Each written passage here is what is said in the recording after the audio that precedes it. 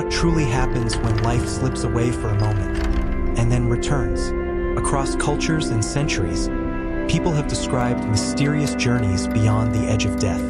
Are these visions a glimpse of another reality, or secrets hidden deep within the human mind? In this series, we'll explore stories so compelling you won't want to look away. Stay with us as one mystery unfolds into the next. Don't forget to like, share, and subscribe, and join the conversation in the comments. Tell us, where in the world are you watching from, and what time is it there right now? Let's see how far this community reaches.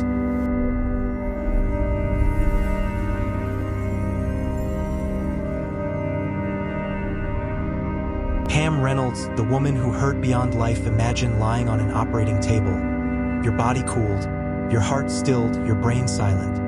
By every measure of medical science, you no longer exist in the conscious sense. And yet, you hear voices, you see light, you journey to a place that feels more real than reality itself.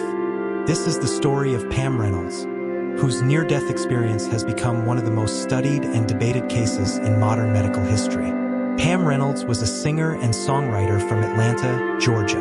In 1991, she was diagnosed with a life-threatening brain aneurysm. The only chance of survival was a daring procedure known as hypothermic cardiac arrest, sometimes called the standstill operation. Surgeons would lower her body temperature to 60 degrees Fahrenheit, drain the blood from her brain, and stop her heart. During this time, her brain activity would flatline, no measurable electrical signals, no capacity for perception. For all intents and purposes, she would be clinically dead. And yet, Pam reported something remarkable. While her body lay lifeless on the table, she described floating outside herself. She claimed she could see the surgical team working, even identifying the unusual shape of the bone saw used to open her skull.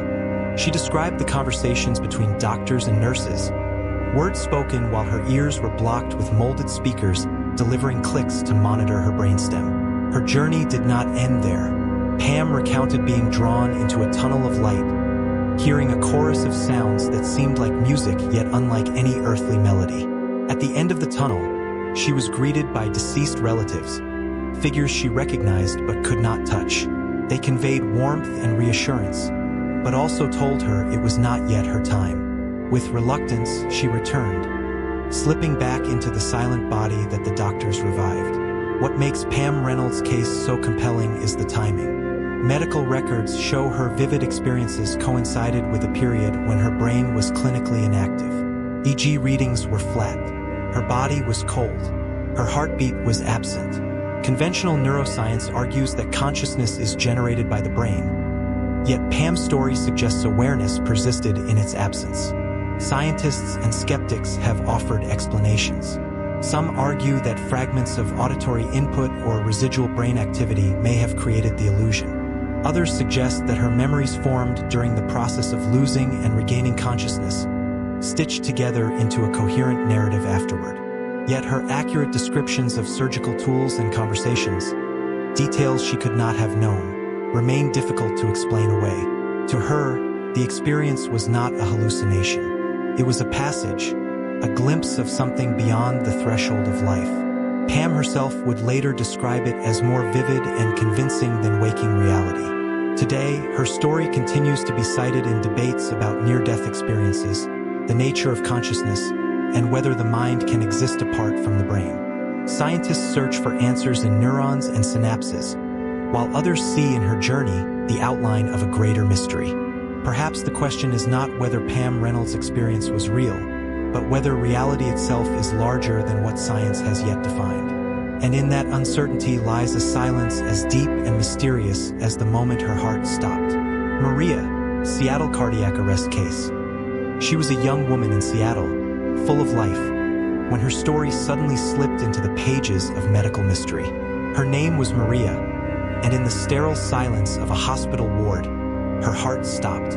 What unfolded during those critical minutes has puzzled doctors, researchers, and philosophers ever since. Cardiac arrest is a medical emergency where the heart abruptly ceases to beat, depriving the brain and body of oxygen. Within seconds, consciousness fades. Within minutes, without intervention, life itself slips away. Maria's case followed this path, yet it also defied it. Doctors worked with precision. Chest compressions, defibrillator shocks, intravenous drugs. Her body lay still on the table. By clinical definition, she was gone. Yet when she returned, she carried with her an account that no machine could measure. Maria reported that during her cardiac arrest, she had left her body entirely.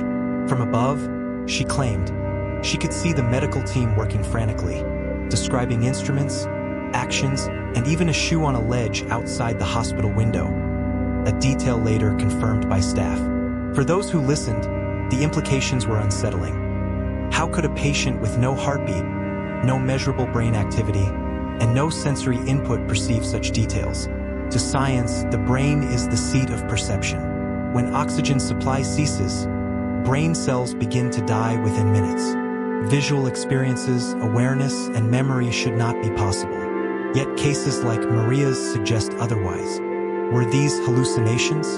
A final flicker of neurons firing under stress? Or evidence of consciousness existing beyond the body?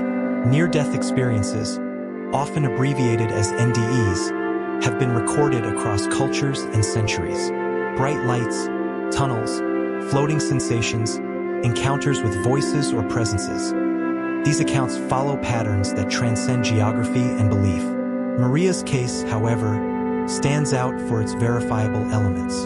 The shoe on the ledge was not imagination. It was there, unseen by anyone inside the room, yet described by her. Skeptics argue that the mind, under duress, is capable of extraordinary constructions.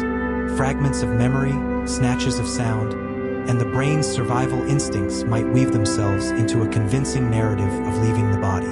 Others counter that Maria's perceptions point toward something more profound, consciousness untethered from the brain. The Seattle case quickly entered discussions among physicians, psychologists, and philosophers.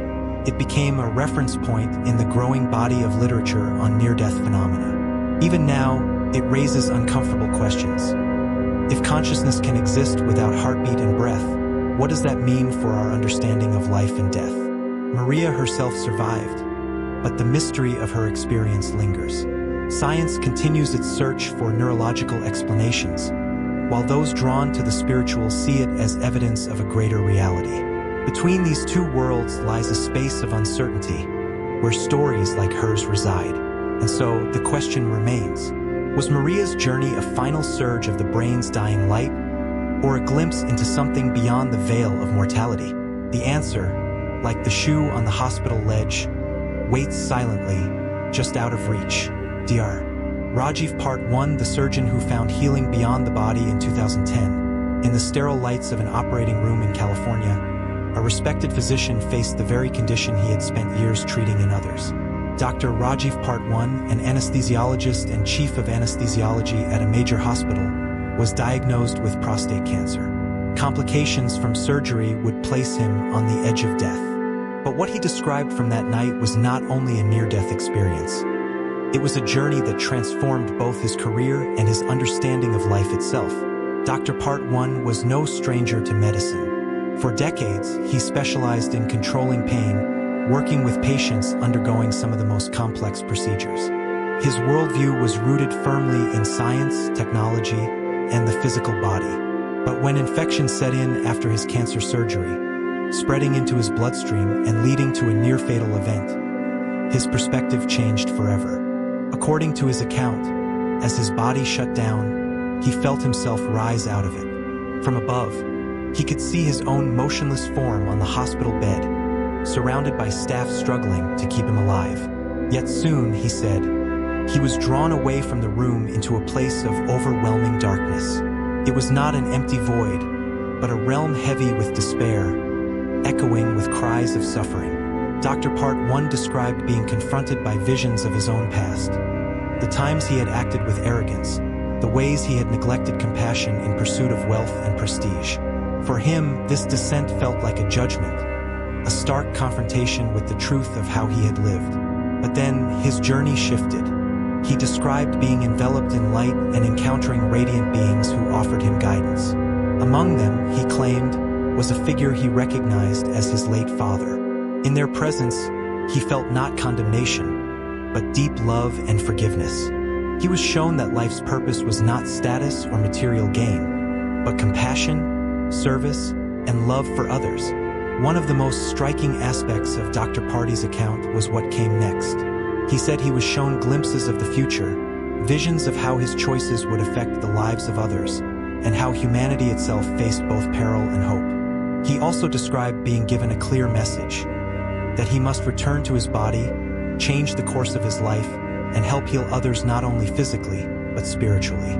Against all odds, he survived. His recovery was long and painful, but the transformation in his outlook was immediate. Once a wealthy physician focused on status, Dr. Part 1 left his high-paying position and devoted himself to integrative medicine, combining conventional practice with spiritual healing. He began writing and speaking about his experience, bringing his story to audiences worldwide. Critics suggest that his visions were the product of a brain under duress, shaped by medication, fever, or oxygen deprivation. Yet, to his supporters, the drastic transformation in his life is evidence of authenticity. The mystery of Dr. Rajiv Party's journey raises a profound question. When a man trained in the strict logic of medicine encounters a reality beyond it, is it the failure of the brain, or the opening of a door science has not yet learned to measure? Amber Cavanaugh, the woman who spoke from the other side in the quiet hours of a Canadian hospital, a young woman hovered between life and death. Her body lay still, her breath faint, her heart faltering. Yet, as doctors fought to save her, she would later recount an experience that reached far beyond the walls of the room. Her name was Amber Cavanaugh, and her story has become one of the most unusual and haunting near-death experiences recorded in recent years. Amber Cavanaugh suffered from chronic health conditions that placed her in repeated medical crises. During one such episode, she lost consciousness and slipped into what doctors considered a critical state. By clinical standards, she was barely alive. But Amber described something far different, a passage into realms where time, identity, and reality itself dissolved. According to her testimony, she found herself leaving her body and entering a space she could only describe as infinite. At first, she sensed nothing but darkness, vast and still. Then, gradually, she became aware of presences surrounding her, beings she believed were guides or messengers. They communicated without words, impressing knowledge directly into her awareness. Amber reported being shown a panorama of her life, not as a sequence of memories, but as a living tapestry of choices, feelings, and consequences. Every act of kindness, every moment of neglect, every ripple of her existence was revealed with clarity. What struck her most was how her life was interwoven with the lives of others, each decision spreading outward like circles in water. Yet her experience did not stop at a life review. She claimed she was drawn further into what she described as a realm of pure love and intelligence, a place where the boundaries of self vanished. Here, she felt completely known and accepted. She described it as the presence of the divine, though not limited by human images or religions. In that state, Amber said she was given a choice: to remain in the realm of peace or to return to her broken body. At first, she resisted returning, overwhelmed by the beauty of what she had encountered. But she also sensed the weight of unfinished purpose. With reluctance, she chose to come back. When she awoke, her medical team was astonished at her recovery. Against expectation, she regained strength. And as she healed, she began to speak openly about her experience, writing and lecturing about what she had seen. To her, the event was not a hallucination or dream, but a direct encounter with the essence of existence. Skeptics, as with other near-death accounts, point to neurological explanations.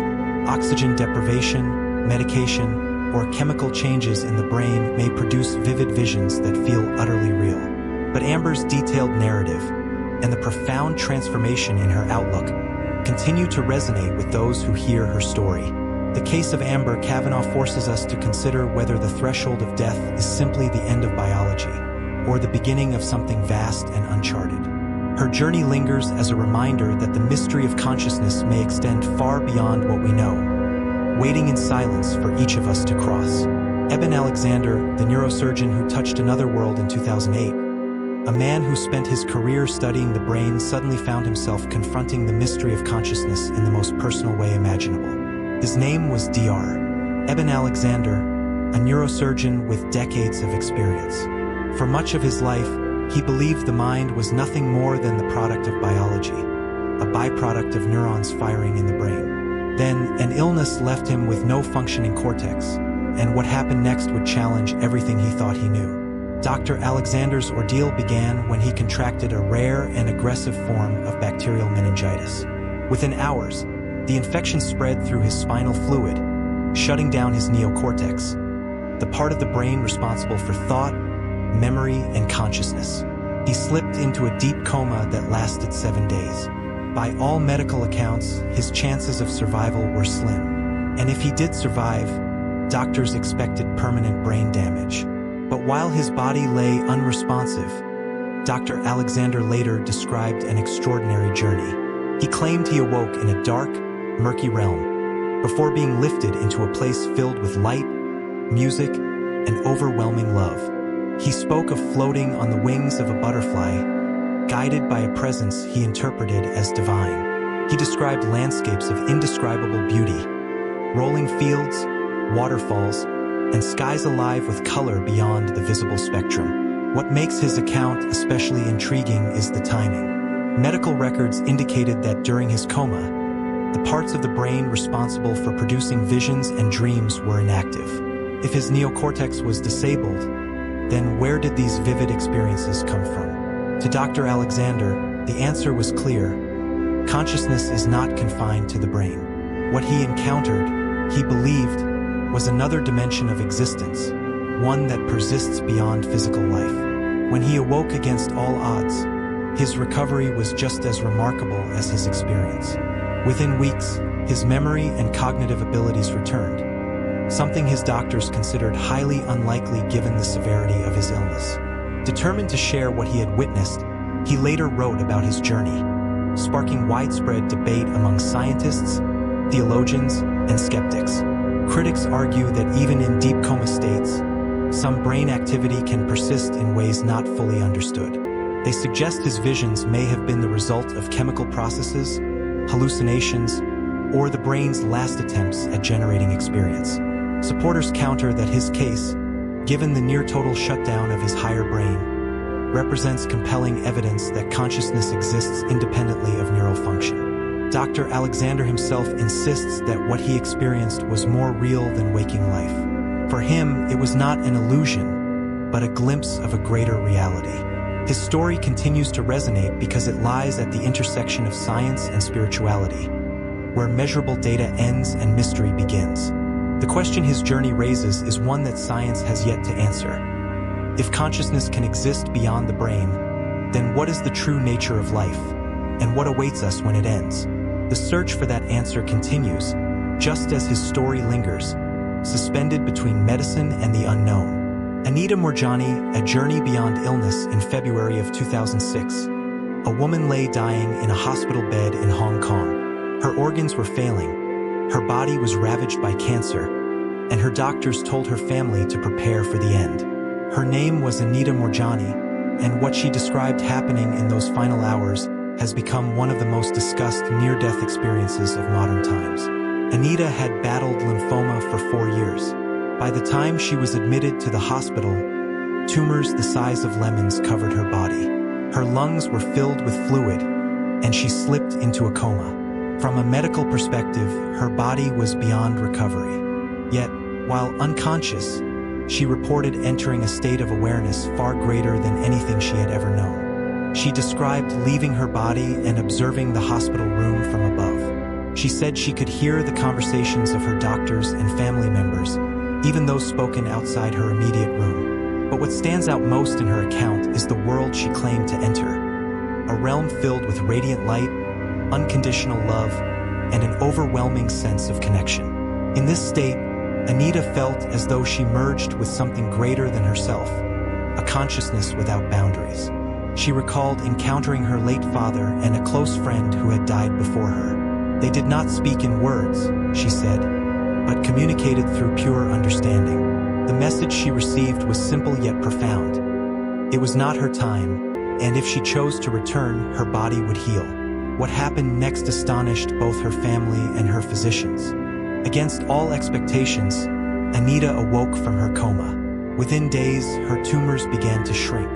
Within weeks, she was walking, and within months, she was declared free of cancer. Her doctors, trained in the language of medicine and biology, could not fully explain the speed and completeness of her recovery.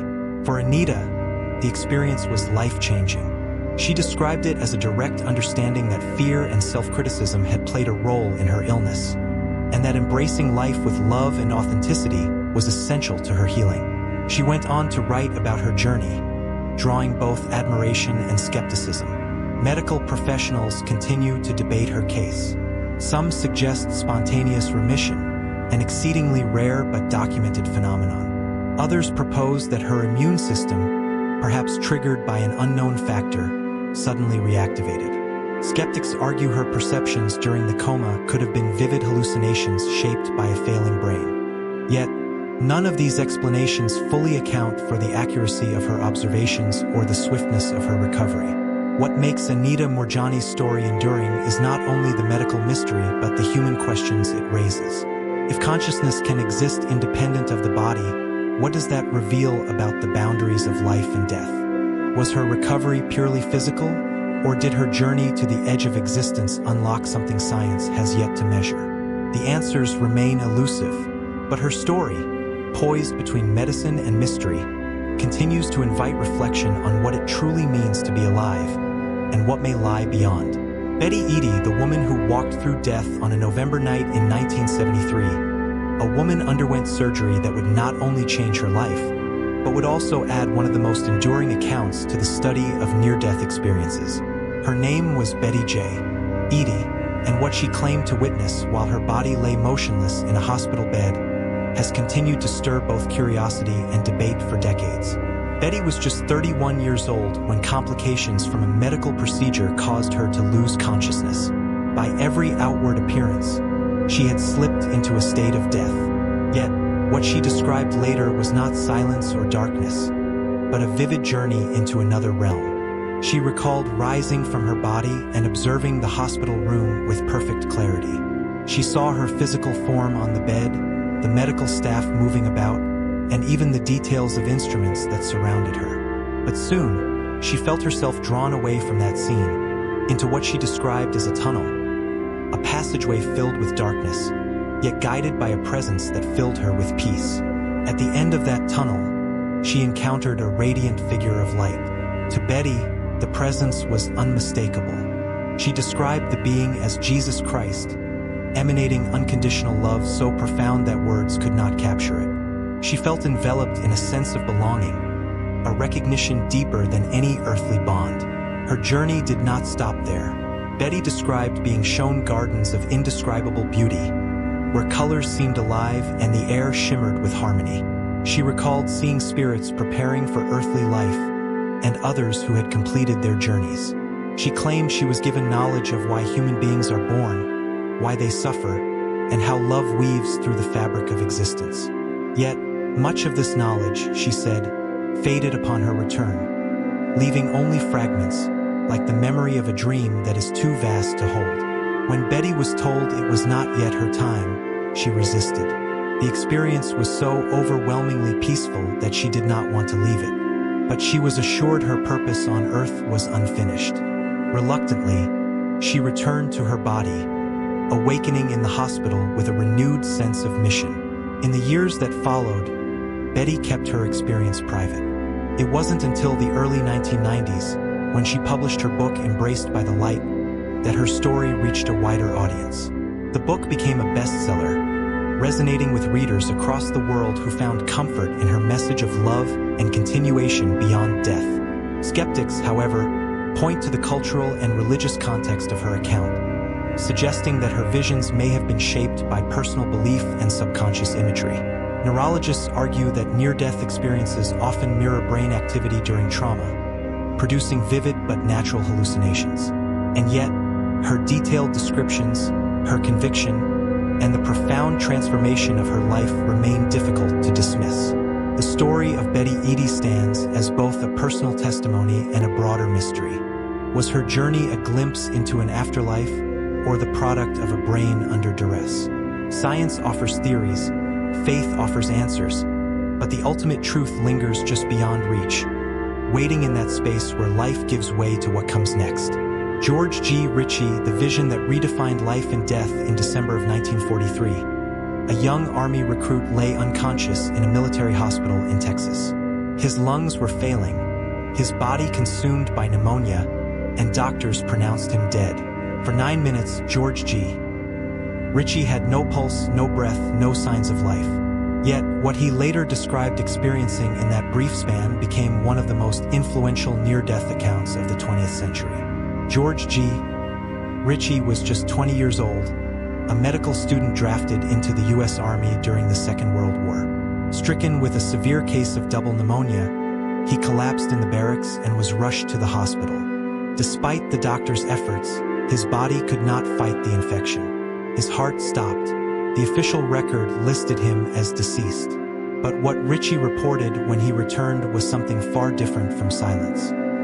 He described rising from his body and initially failing to recognize the lifeless form on the bed as his own. Confused, he wandered through the hospital, passing through walls as if they held no barrier. Then, he felt himself drawn upward, transported at great speed across vast distances. At one point, he claimed to find himself hovering over a city he later identified as Vicksburg, Mississippi, despite never having visited it before. Years later, when he traveled there, he recognized landmarks that matched his vision. The most profound moment, however, came when he encountered a presence he described as radiant, overwhelming, and filled with a love beyond comprehension. To Ritchie, this presence was Christ, not in the form of religious imagery, but as an immense being of light. In this presence, he felt utterly known. Every thought, every action, every moment of his life laid bare. Yet instead of judgment, he felt compassion and guidance. He was shown scenes of human struggle, people lost in addiction, anger, and despair, wandering unaware of the greater reality beyond. He sensed that the choices people make, acts of kindness or cruelty, love or indifference, shape not only their lives but their existence beyond death. He came to believe that love was the central purpose of human life, a truth he carried back with him when he was revived. When the hospital staff managed to restart his heart, George G. Ritchie returned transformed. He would go on to live a long life as a physician and psychiatrist, sharing his account in lectures and in his 1978 book, Return from Tomorrow. His testimony became one of the earliest and most widely circulated near-death narratives, influencing later researchers and writers in the field of consciousness studies. Skeptics argue his visions were hallucinations triggered by fever, oxygen deprivation, or the brain's final chemical reactions during death. Supporters, however, see his testimony as one of the clearest examples of consciousness surviving the body, particularly given the vividness, detail, and lasting impact of the experience. The story of George G. Ritchie endures because it bridges two worlds, the clinical reality of a young soldier's death and the mysterious vision of something beyond it. Whether a glimpse of eternity or the invention of a dying mind, his journey leaves us with a question that science has yet to answer. When life ends, does something greater begin? John Ren Lewis, the man who woke to eternity in 1983, while traveling in Thailand, a British scientist and skeptic sat down to share a meal. Within hours, he would be fighting for his life, poisoned by a stranger. His name was John Ren Lewis, and from that near brush with death emerged an experience so profound that it altered not just his worldview, but the very fabric of his consciousness. John Ren Lewis was no ordinary traveler. He was a respected scientist, a psychologist, and a fellow of Britain's Royal Society of Arts. For years, he had been known for his critical stance toward religion and spirituality, viewing mystical claims with the eye of a rationalist. But on that night in Thailand, when poison coursed through his body, something happened that would move him from skepticism to a lifelong exploration of the mystery of consciousness. He later recounted that during his collapse, as he slipped into unconsciousness, he felt himself pulled into a state beyond ordinary awareness. He described awakening into what he called the eternal now, a boundless field of presence that did not fade after his recovery. Unlike many near-death experiencers, who return with memories that gradually recede, John Wren Lewis claimed that this expanded state of consciousness remained with him for the rest of his life. In this new awareness, every moment of existence shimmered with significance. He described looking at ordinary things, a tree, a person, even a stone wall, and sensing them infused with timeless depth. Past and future seemed to dissolve, leaving only an infinite present. For Wren Lewis, this was not a fleeting vision, but a permanent shift in perception. Intrigued by his own transformation, he began to explore parallels with mystical traditions around the world. He found echoes of his experience in Buddhist teachings on enlightenment, in Christian mysticism, and in the writings of Sufi poets. Yet he was careful to distinguish his account from religious belief. To him, this was not a matter of doctrine or faith, but a direct and ongoing encounter with a reality that defied conventional explanation. Scientists and psychologists who heard his story questioned whether his experience might have been the result of brain trauma or chemical disruption caused by the poison. Some proposed temporal lobe changes or alterations in neurochemistry as potential explanations. But Wren Lewis insisted that what he experienced was not a hallucination. It was more vivid, more enduring, and far more consistent than any dream or chemically induced state. In the years that followed, he became a lecturer and writer on the subject of consciousness, co-authoring works that sought to bridge scientific inquiry with the insights of mystical experience. His testimony stood out not because it came from a believer, but because it came from a skeptic turned witness, someone who had no prior expectation of an afterlife or transcendent state, yet who lived the remainder of his days within one. The mystery of John Wren Lewis lies in the permanence of his transformation. Was his awakening evidence of a hidden dimension of consciousness that survives beyond death? Or was it the lasting imprint of a brain altered by trauma? His story remains unresolved, suspended between psychology and eternity, an open question in the ongoing exploration of what it truly means to awaken. Lazarus phenomenon. When the dead breathe again in hospital wards and emergency rooms across the world, there are rare moments that defy both medical training and human expectation. The patient is declared dead. No heartbeat, no breath, no sign of life. And then, minutes later, sometimes longer, the body stirs, the chest rises, and life returns. This rare event is known as the Lazarus phenomenon or Lazarus syndrome, named after the biblical figure raised from the dead. First described in medical literature in 1982, the Lazarus phenomenon refers to the spontaneous return of circulation after failed attempts at resuscitation. Fewer than 100 cases have been documented in journals worldwide, but the accounts share a common pattern. After doctors cease CPR and pronounce death, the patient unexpectedly revives. The syndrome often occurs in critical care settings. In some cases, it is linked to air trapped in the chest during resuscitation, a condition called dynamic hyperinflation. When CPR stops, the trapped air slowly escapes, reducing pressure on the heart and allowing circulation to restart. In other instances, medications such as adrenaline, administered during resuscitation, may take time to act. When the drug finally reaches the heart, it can trigger a delayed rhythm. And yet, despite these proposed mechanisms, not all cases can be neatly explained. Some patients have revived after 20 minutes or more of apparent death, long past the point when survival would seem impossible. In a handful of accounts, individuals have even regained consciousness and described memories from the period in which they were considered dead. These stories blur the line between biology and mystery, drawing parallels with reports of near-death experiences. The phenomenon has significant implications for medical practice. International guidelines now recommend that after CPR is stopped, physicians should continue monitoring patients for at least 10 minutes before confirming death. This precaution reflects not only respect for the rare but real possibility of revival, but also the ethical weight of declaring life's final boundary too soon. For families, the Lazarus phenomenon is both a miracle and a source of confusion. In some cases, revival is brief, lasting only minutes before the body again succumbs. In others, patients recover fully, leaving doctors to confront the limits of their own understanding. Throughout history, Tales of the dead returning to life have been woven into folklore and religion, from ancient myths to sacred texts. Today, science approaches these accounts with careful study, seeking physiological explanations. But the Lazarus phenomenon occupies a peculiar place. It is a medically recognized event that still feels, in its essence, miraculous. What does it mean when the line between life and death bends, even for a moment? Is it merely the delayed effect of drugs and oxygen? Or is it a reminder that our understanding of consciousness and the body remains incomplete? The Lazarus phenomenon forces us to reconsider the finality of death. And it leaves us with a haunting question. If the heart can return after silence, might there be other truths waiting to awaken beyond the threshold we call the end? Thomas Benedict, the man who journeyed beyond time in 1982.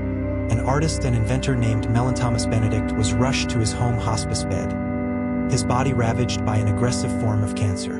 Doctors had given him only hours to live. But during the period in which his body lay still, Benedict would later describe a journey that took him not just beyond life, but beyond the boundaries of time, space, and the universe itself. Thomas Benedict was a man known for curiosity and creativity. Yet, as he faced death, he was also burdened with despair, haunted by questions about meaning, existence, and the fate of humanity. When his body finally gave way, he reported entering what he first perceived as a tunnel of light, similar to other near-death accounts. But unlike many, his experience did not stop there. He described being pulled into the very heart of light, where he encountered what he called the Source, a radiant intelligence, infinite and compassionate. In its presence, he felt entirely known, his life revealed in clarity, yet without judgment. To him, this was not an external being in human form, but a living field of consciousness that contained all of creation. From this point, his journey expanded. Benedict claimed he was taken across time itself, witnessing the unfolding of human history, the evolution of life, and the possible futures of civilization. He described traveling into the fabric of the cosmos, where galaxies spun like living organisms and the laws of physics appeared as patterns of divine intelligence. Unlike fleeting visions, he reported this state as expansive and sustained, lasting not seconds but hours in his perception. When asked later how he could recall such detail, he explained that the Source had allowed him to access what he described as the Akashic Records, a kind of cosmic library of all knowledge. There, he said, he understood the interconnectedness of all beings, and that life on Earth is part of a larger tapestry woven through love and creativity. After several hours, his caregivers noticed something extraordinary. He was alive. Against all medical expectation, he returned to consciousness. Even more remarkable, over the following months, his cancer receded until there was no trace of the disease. His doctors struggled to explain the recovery, and he went on to live for decades beyond the date of his predicted death. For Benedict, the experience transformed not only his health but his purpose. He dedicated his life to research, invention, and sharing his insights into consciousness. He lectured widely, became involved in scientific and spiritual communities, and described his journey as a gift not meant to prove an afterlife, but to inspire greater understanding of life itself. Skeptics point out that hallucinations during dying states can feel profoundly real, shaped by culture, expectation, or chemical changes in the brain.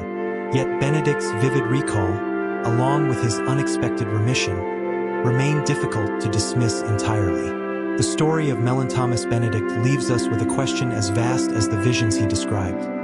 Was his journey a window into the deep structure of reality, or the imagination of a mind on the edge of death? The answer, like the light he claimed to enter, remains beyond reach, waiting in the mystery that lies just past the boundaries of life. Howard Storm, a descent and a return on June 1, 1985.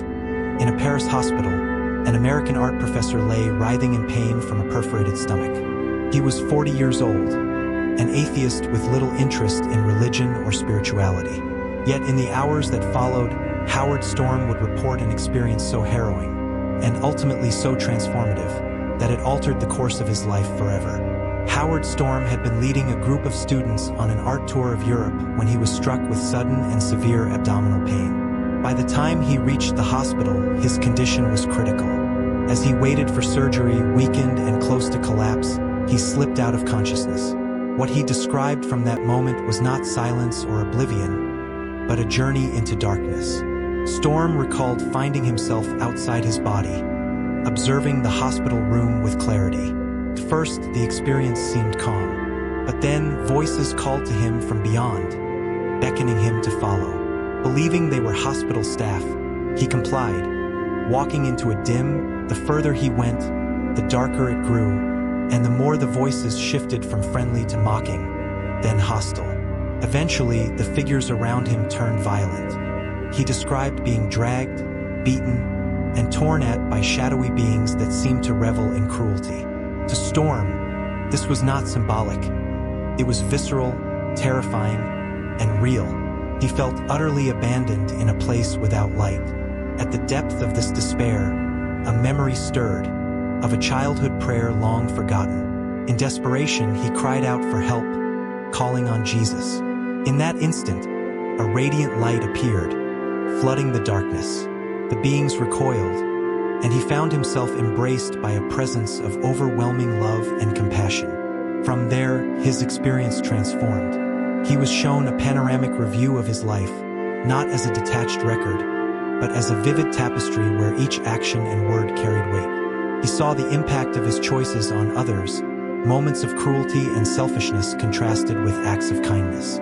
Through it all, the presence guided him with patience, not condemnation. Storm reported being shown realms of beauty, vast fields of light, angelic beings, and what he interpreted as glimpses of heaven. Yet he was told his time was not over. He still had a purpose on earth, and he must return to fulfill it. Though reluctant to leave, he agreed. Moments later, he awoke in his hospital bed, undergoing the surgery that saved his life.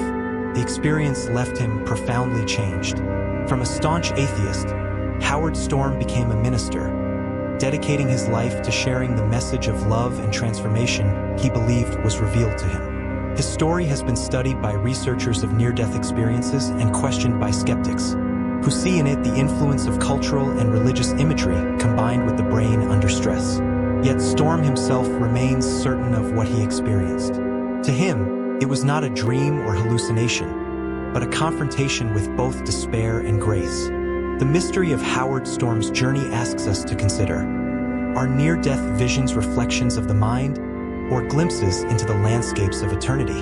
The answer lies, perhaps, in the silence that follows every heartbeat, waiting for its return. George Rodania, the scientist who returned from silence in 1976, on the streets of Tbilisi, Georgia, a man's life ended suddenly beneath the wheels of a car. For 3 days, his body lay in a morgue, officially declared dead. But when the autopsy began, something extraordinary happened. The man opened his eyes. His name was George Rodania, and what he reported experiencing during those days of death has become one of the most extraordinary near-death accounts ever recorded. George Rodania was not a mystic or a dreamer. He was a respected neuroscientist trained in the Soviet Union, a man of science who believed firmly in material explanations for the mind and body. Religion, to him, was superstition. But the accident that took his life would also take him far beyond the boundaries of anything his scientific training had prepared him to understand. According to his own testimony, Rodania remained conscious after his physical death. He described floating above his body, watching as bystanders and doctors attempted to respond. He then entered what he called a realm of expansive awareness. Time lost all meaning. He claimed he could perceive thoughts, emotions, even the hidden struggles of people around him, as though he had merged with their inner lives. The most striking part of his account was the length of time he remained in this state. Unlike typical near-death experiences that last minutes, Rodania described 3 full days of consciousness apart from his body. He spoke of traveling through dimensions of light, encountering beings of knowledge, and experiencing an overwhelming sense of unity with the universe itself. He claimed he was shown truths about existence, how all life is interconnected, and how consciousness extends far beyond the physical brain. Then, at the morgue, as doctors prepared to cut into his chest, he felt himself drawn back with sudden force. Against all expectation, He opened his eyes and returned to life. The medical staff were stunned. His family, already grieving, now faced the impossible. A man who had been declared dead was alive once more. Rodinia's recovery was slow, but his outlook was transformed. The once staunch materialist scientist emerged convinced of the reality of a spiritual dimension. He later emigrated, eventually becoming both a physician and an ordained minister, devoting his life to bridging science and faith. His testimony has been cited in near-death research as one of the most detailed and unusual on record, not only for its duration, but for the profound change it brought about in his worldview. Skeptics argue that memory distortion, cultural influence, or unusual neurological activity could explain his reports. Yet his case is difficult to dismiss entirely, particularly because of the medical records documenting his 3 days in the morgue. Was his mind generating experiences in the absence of life, or did he truly glimpse a reality beyond death? The mystery of George Rodinia lingers, suspended between science and the unknown. This story forces us to ask, if consciousness can endure 3 days of silence, then what, if anything, are the true limits of death? Danion Brinkley, the man struck by lightning on a summer evening in 1975. A thunderstorm rolled across South Carolina. In a small house, a young man reached for his telephone just as a bolt of lightning struck the line. The surge blasted through his body with a force so powerful that his heart stopped. His name was Danion Brinkley, and what he experienced during the moments he was clinically dead would become one of the most detailed and widely discussed near-death experiences ever recorded. Brinkley was 25 years old when the strike occurred. Witnesses recall his body being thrown across the room, lifeless. He was rushed to the hospital, but doctors pronounced him dead. For more than 20 minutes, he remained without heartbeat or breath. Yet Brinkley later described those minutes not as emptiness, but as a profound journey into another dimension. He recounted floating above his body, observing paramedics working frantically to revive him. From there, he described traveling through a tunnel of light and being greeted by radiant beings. These figures, which he called beings of light, radiated a sense of peace and knowledge. In their presence, Brinkley underwent what he described as a panoramic life review, an experience in which every moment of his life unfolded before him, not only through his own eyes, but also through the perspectives of those he had affected. Words spoken in anger, moments of kindness, careless actions, all were shown in vivid detail. The review left him humbled. He claimed the beings conveyed that life's purpose is rooted in compassion, service, and growth, and that every action carries ripples far beyond what one might imagine. Afterward, Brinkley said he was shown visions of the future, images of world events, technological changes, and shifts in human society. Some of these he interpreted as prophecies, fueling both fascination and skepticism in later years. After more than 20 minutes, his heart began to beat again. Brinkley awoke in the hospital with severe burns and injuries from the lightning, requiring months of recovery, but he emerged transformed. Once a man known for a quick temper and self-centered life, he dedicated himself to caring for others, particularly veterans and the dying. He became a hospice volunteer, sitting with thousands of patients in their final moments. To him, this work was not just charity, but part of the mission he believed had been given to him during his near-death journey. Over the years, Brinkley has written books and spoken widely about his experiences.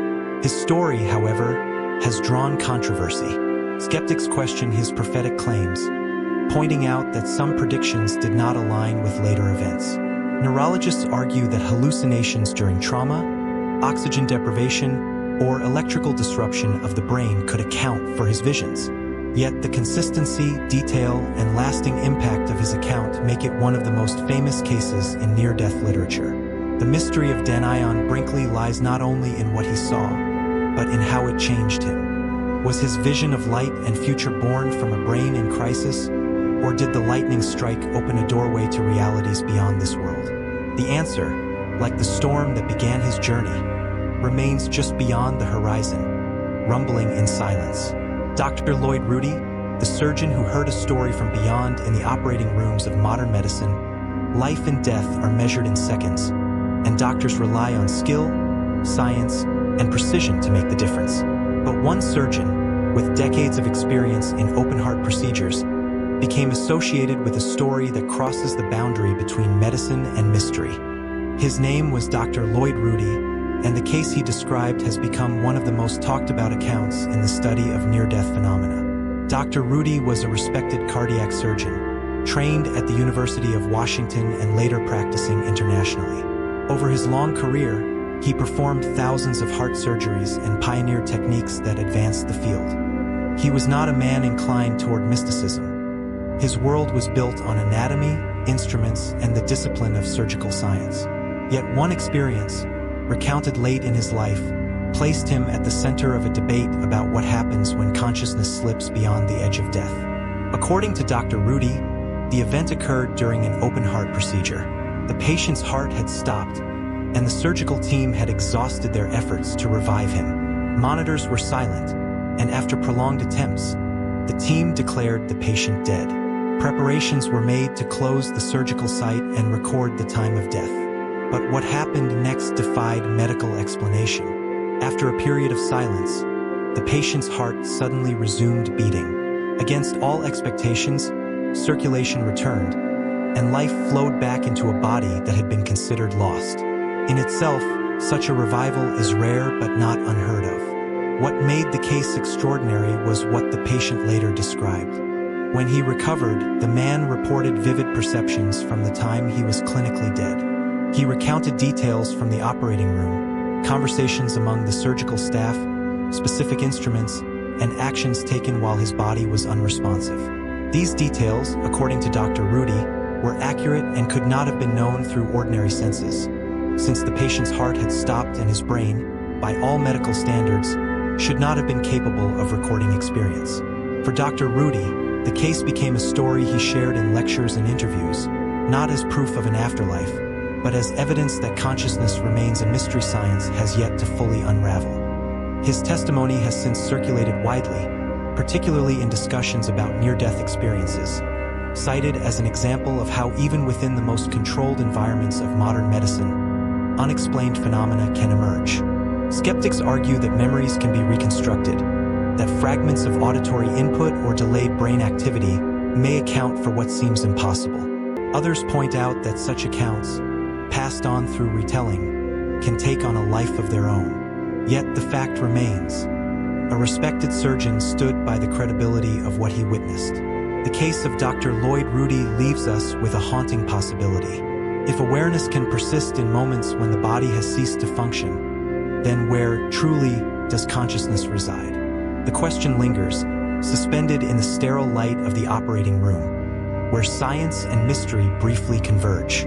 Gloria Polo, the woman struck by lightning on May 5, 1995, in Bogota, Colombia, a woman walked across the campus of the National University with an umbrella in hand. The sky rumbled with storm clouds, and in an instant, a bolt of lightning tore through the air, striking her body with devastating force. Her name was Gloria Polo, a dentist, wife, and mother. What she later described from those moments between life and death has since become one of the most discussed near-death accounts in Latin America. The lightning strike was so powerful that it burned through her body, leaving deep wounds. Witnesses recall her collapsing to the ground, lifeless. Her niece, who had been walking with her, was killed instantly. Gloria herself was rushed to the hospital, her body charred, her heart faltering, her organs failing. For doctors, her survival seemed unlikely. Yet, while her body lay on the edge of death, Gloria reported an experience beyond the physical world. She described leaving her body and observing the scene from above, watching doctors and nurses struggle to save her. But soon, she felt drawn into a realm of extraordinary clarity. Gloria recounted finding herself in darkness, confronted by the weight of her own life. She underwent what she called a life review, in which every action, word, and thought was revealed with searing honesty. She claimed she could see not only her deeds, but also their effects on others, how her choices had spread ripples of harm or kindness. The review, she said, was not filtered through her own excuses, but laid bare in its full reality. She recalled feeling overwhelmed by despair, seeing her pride, selfishness, and failures with unflinching clarity.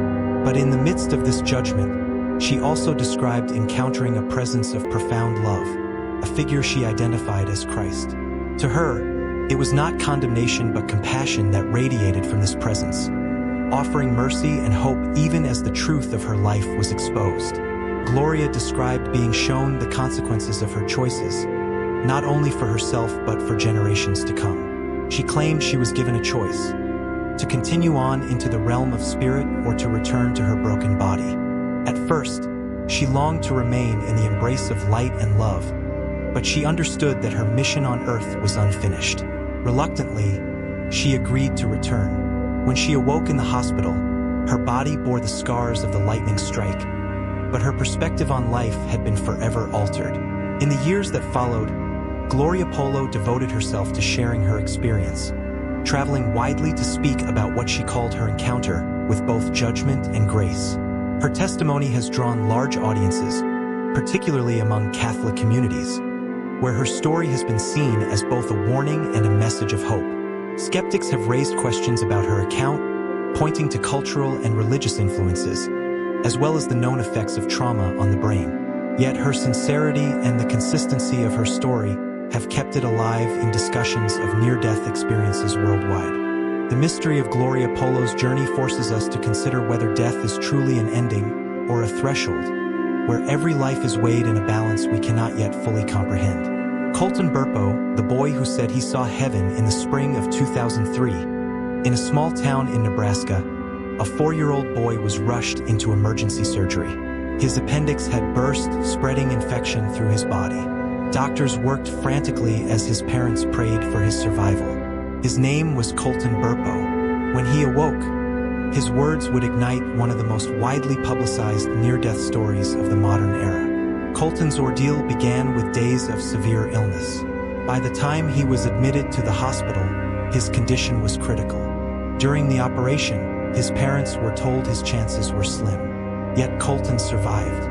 In the days that followed, he began to share memories, not of the hospital, but of what he described as an extraordinary journey beyond it. According to his account, Colton said he left his body during surgery and could see his parents in another room, praying for him. He later described details of conversations and positions they were in, details his parents insist he could not have known. But his story did not end there. Colton spoke of traveling to a place filled with light and beauty, which he identified as heaven. There, he said, he met Jesus, who welcomed him with kindness and love. He described angels singing, colors beyond description, and even animals in this heavenly realm. To his parents, what struck hardest were the personal details he revealed. Colton spoke of meeting a sister he never knew he had, a child his mother had miscarried years before, never discussed with him. He also described meeting his great-grandfather, who had died decades earlier, and recognizing him from photographs shown only later. To his family, these were powerful affirmations that his experience was not imagined. The Burpos later shared their son's story in the book Heaven is for Real, published in 2010. It became a bestseller, translated into dozens of languages, and eventually adapted into a feature film. Colton's testimony captured the imagination of millions, particularly those seeking comfort in the idea of life after death. Yet, as with many near-death accounts, the story also drew skepticism. Psychologists suggest that young children are highly impressionable, and that memories can be influenced, intentionally or unintentionally, by parental guidance, cultural imagery, or dreams experienced during illness. Critics argue that Colton's account reflects the Christian imagery he would have absorbed from his family and community. Still, others note the consistency of his recollections over the years, as well as the intimate family details he described. His father, Todd Burpo, a pastor, insists they did not coach or shape his son's story, and that the words came unprompted from the child himself. Today, Colton Burpo is an adult, and he continues to affirm the reality of what he experienced as a child. To him, those moments were not hallucination, but a memory of a realm that exists beyond death. The case of Colton Burpo remains one of the most famous near-death narratives of recent decades. Was his vision a glimpse of eternity through the eyes of a child, or a story shaped by faith, memory, and imagination. The mystery lingers, waiting in that place where innocence meets eternity and where questions remain unanswered. Kimberly Clark Sharp, the woman who saw a shoe on the ledge in 1970. In a Seattle hospital, a young social worker faced a medical crisis that stopped her heart. Her name was Kimberly Clark Sharp, and the experience that followed would not only change the course of her life, but also give rise to one of the most intriguing accounts in the study of near-death experiences. Kimberly was in her early 20s when she collapsed from a severe medical condition. By her own account, she felt herself separate from her body as doctors and nurses struggled to revive her. Like many who report near-death experiences, she described a sensation of detachment, floating above the hospital room, free from pain. Yet it was not what she felt inside the room, but what she saw outside of it that would make her case famous. According to her testimony, Kimberly drifted beyond the confines of her hospital bed and found herself drawn upward, eventually noticing a small, ordinary object on a third-story window ledge. A single tennis shoe, worn and scuffed, with its laces tucked under the heel. Later, when she returned to consciousness, she described the shoe in detail to a nurse. Curious, the nurse went to the window, and there it was, exactly as Kimberly had said. For researchers, this became one of the most intriguing verifications of a near-death claim. Unlike visions that could be dismissed as hallucination, the shoe was an external object, located in a place impossible to see from her hospital room. To those who study near-death experiences, it provided evidence that her consciousness truly left her body. But the shoe was only part of her account. Kimberly also described a profound sense of love and clarity during her time out of body, as though she had touched something greater than herself. She returned with a new understanding of life, one that reshaped her career and purpose. Instead of pursuing her original path, she became a leading figure in near-death research, teaching at the University of Washington and helping to found organizations dedicated to studying and supporting those who had undergone such experiences. Skeptics, of course, have raised questions. Some argue that Kimberly might have learned about the shoe after the fact, or that her memory of the event became influenced by later conversations. Others propose that chance or coincidence could explain the details. Yet the persistence of her story, along with her credibility as a professional social worker and educator, have made it a cornerstone case in the field of near-death studies. For Kimberly herself, the significance of the experience was not about proving an afterlife, but about transforming how she lived. She described her new outlook as one of compassion, service, and deep appreciation for life's connections. She has since guided countless others who have struggled to make sense of their own near-death experiences, giving voice to stories that often remain unspoken. The mystery of Kimberly Clark Sharp reminds us that sometimes it is the smallest details, an ordinary shoe on a ledge, that open the greatest questions. Was it evidence of consciousness beyond the brain, or simply a remarkable coincidence? The answer, like the shoe itself, rests on a narrow ledge between doubt and wonder.